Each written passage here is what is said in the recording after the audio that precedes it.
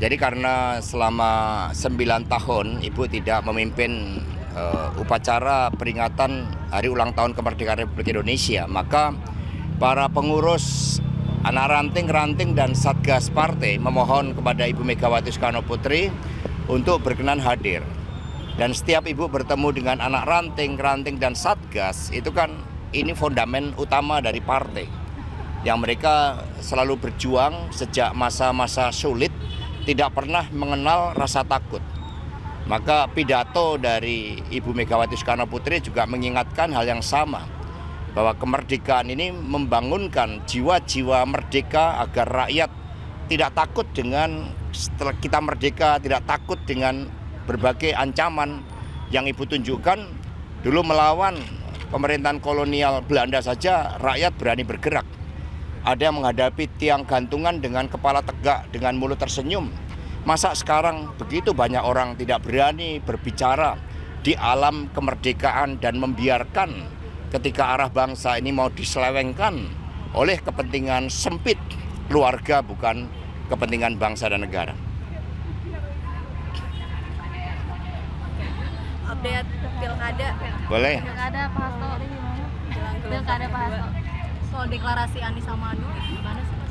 Ya, itu ada aspirasi, misalnya dari akar rumput untuk Mas Anies dan Sidul anak Betawi Mas Rano Karno.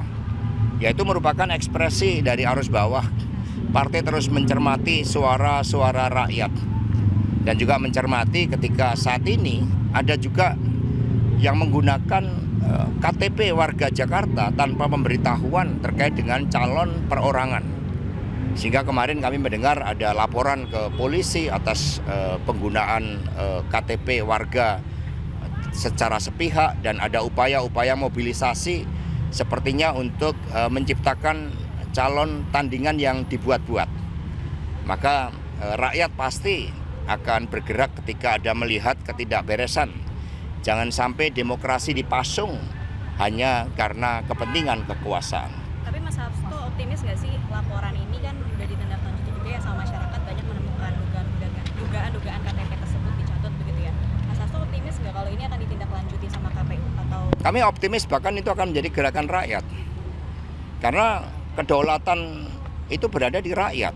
Buat apa kita merdeka ketika kedaulatan akhirnya diserobot oleh kepentingan kekuasaan, apalagi dipersempit lagi oleh kepentingan keluarga.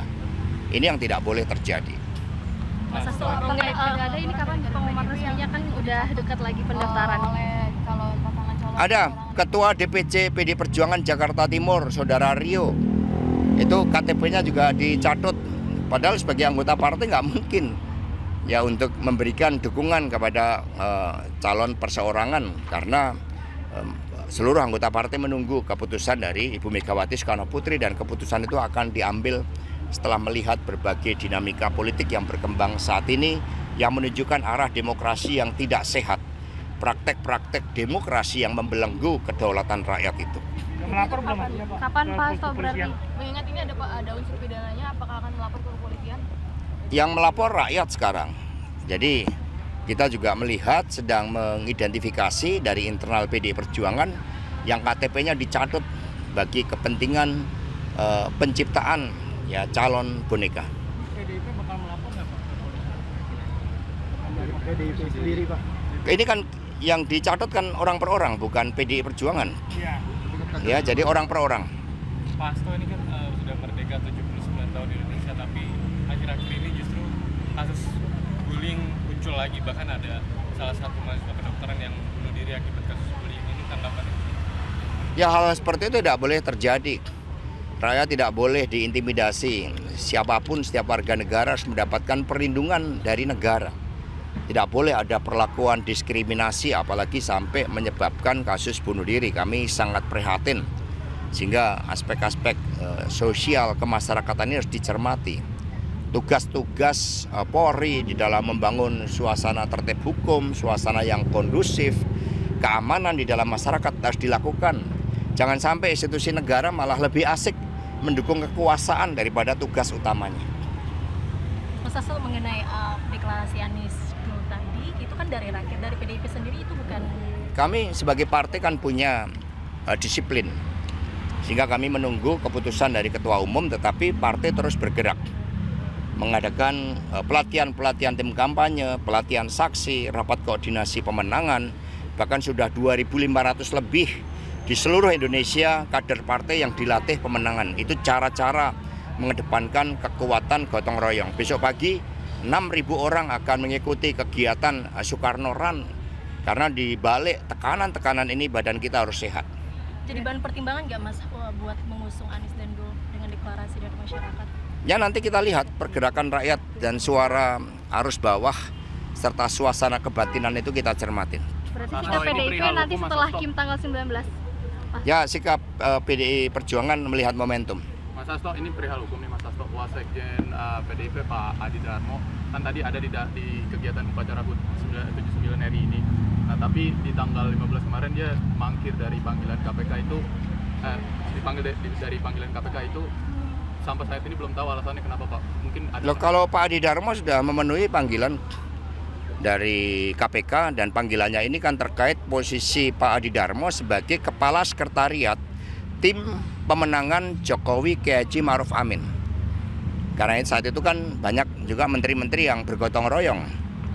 Nah sehingga ketika Pak Adi Darmo mengirimkan nomor handphone saya ke seseorang yang kemudian dijadikan tersangka, masa lalu dipanggil KPK. Padahal seharusnya persoalan terkait dengan illegal logging, illegal mining, itu kan menjadi skala prioritas. Judi online yang sampai sekarang tidak ketahuan siapa bandarnya, padahal skala prioritasnya adalah ratusan triliun. Inilah hukum yang tidak berkeadilan. PD Perjuangan akan kokoh di dalam melakukan edukasi kepada masyarakat agar mereka memahami hak dan tanggung jawabnya sebagai warga negara, tetapi juga berani bersuara ketika hukum dijadikan alat kekuasaan. Kalau pemanggilan Mas Hasto kembali ke KPK kapan Mas? Kan dijadwalkan ulang tuh yang terakhir. Nanti, jadi kemarin sudah disepakati karena seharusnya saya dipanggil hari Jumat tanggal 16 Agustus. Tetapi karena hari Jumat saya ada diskusi yang sudah direncanakan 2 minggu sebelumnya, maka akan dijadwalkan kembali hari Selasa depan. Dan saya akan hadir untuk memberikan penjelasan mengapa nomor handphone saya ada di situ, sekaligus memberikan penjelasan saya sebagai sekretaris Tim Pemenangan Jokowi Kiai Haji Ma'ruf Amin. Apapun yang diminta oleh KPK, termasuk mereka misalnya bertanya apakah seluruh dana kampanye dilaporkan, saya akan menjawab dengan baik.